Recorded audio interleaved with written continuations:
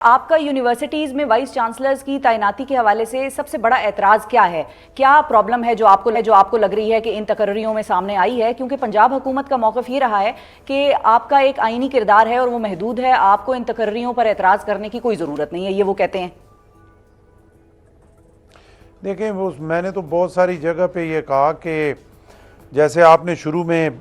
بات کی، میں تو یہ چاہتا ہوں کہ یونیورسٹیز جو ہیں وہ بڑی امپورٹنٹ ہیں، وہاں ہزاروں کی تعداد میں ہمارے بچے اور بچیوں نے تعلیم بھی حاصل کرنی ہے اور تربیت بھی حاصل کرنی ہے، اور انہوں نے باہر نکل کے پھر اس ملک کو بنانا ہے، اس ملک کے لیے پازیٹیو یا خدا نخواستہ نیگیٹو رول ادا کرنا ہے، اور اسی سے ہمارا معاشرہ بنے گا، اسی سے ملک بنے گا۔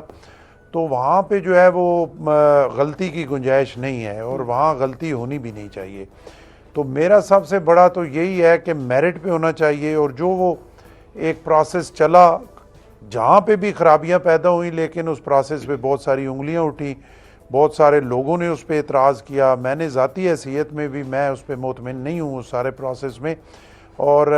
مجھے جو ہے وہ سب سے بڑا اعتراض یہی ہے کہ اس میں بہت سارے قابل لوگ جو ہیں وہ ان شارٹ لسٹنگ میں بھی نہیں آئی تھی۔ ٹھیک ہے، یعنی کہ گورنر صاحب آپ یہ کہہ رہے ہیں کہ جو پروسیس فالو ہوا وہ فلاڈ تھا، بیسیکلی وہ ڈیو پروسیس فالو نہیں ہوا۔ اب وہ مناسب نہیں تھا، وہ پراپر جو ہے وہ اس کو ٹرانسپیرنٹ نہیں کہہ سکتے، ٹھیک ہے، کسی حوالے سے بھی۔ صحیح ہے۔ اچھا، جب آپ یہ کہتے ہیں اور کہ جی مکمل کر لیں۔ جی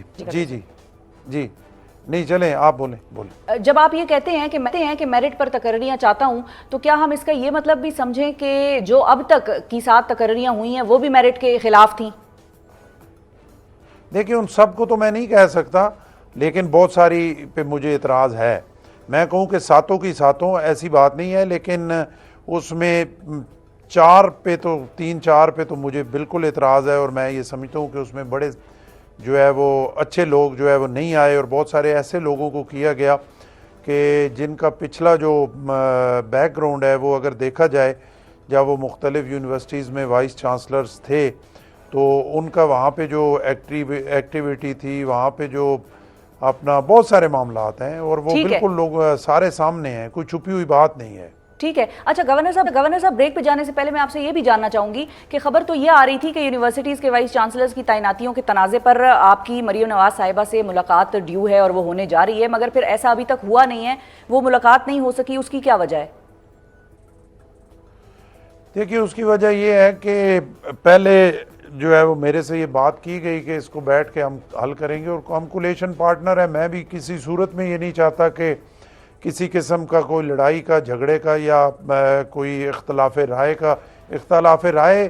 اپنا ہو سکتی ہے، اور اس پہ بات چیت ہو سکتی ہے، لیکن کوئی جھگڑے کا یا دوری کا تاثر نہ جائے، کیونکہ ہم نے اس سسٹم کو چلانا ہے، ہماری مجبوری ہے، ہم نے اس کو سپورٹ کرنا ہے، اور ہم کسی طرح یہ نہیں چاہتے کہ یہ سسٹم خدا نخواستہ نہ چلے جس کی وجہ سے پھر ملک کو نقصان ہو۔ تو یہ کہا گیا کہ بیٹھ کے اس پہ بات کریں گے، اور پھر جب وہ 14 دن گزرتے گئے تو نوٹیفیکیشن کر دیے 7 لوگوں کے،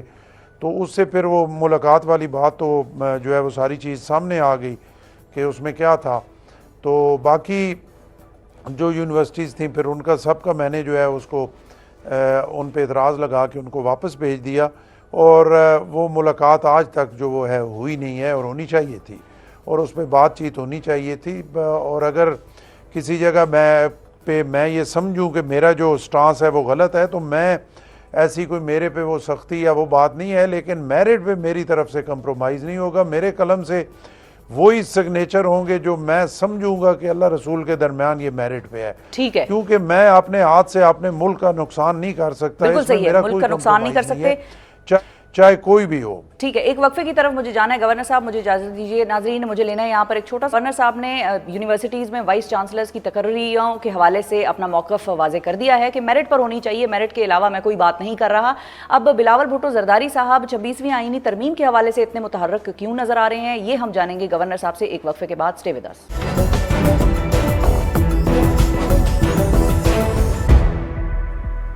ویلکم بیک ناظرین. گورنر پنجاب سردار سلیم خان صاحب ہمارے ساتھ موجود ہیں. گورنر صاحب یہ بتائیے ذرا سیاسی نوعیت کی بھی گفتگو ذرا آپ کر لیتے ہیں, وہ کیے بغیر ہمارا وقت جو ہے وہ گزرتا نہیں ہے. بلاول بھٹو زرداری صاحب کو میثاق جمہوریت سائن ہونے کے 18 سال بعد سر یہ بات یاد آئی کہ میثاق میں یہ لکھا تھا کہ آئینی عدالت کا قیام جو ہے وہ ہونا ہے. اب اس عدالت کا بننا اتنا ضروری اب اتنے سالوں بعد کیوں ان کو لگ رہا ہے, وہ بھی چیف کے ریٹائرمنٹ سے پہلے؟ دیکھیں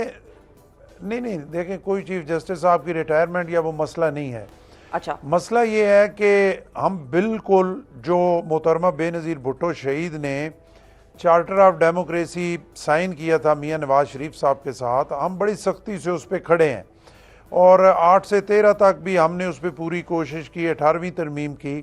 ابھی جو یہ کہا جا رہا ہے نا کہ اتنے سالوں بعد یاد آیا, اتنے سالوں بعد اس وجہ سے یاد آیا ہے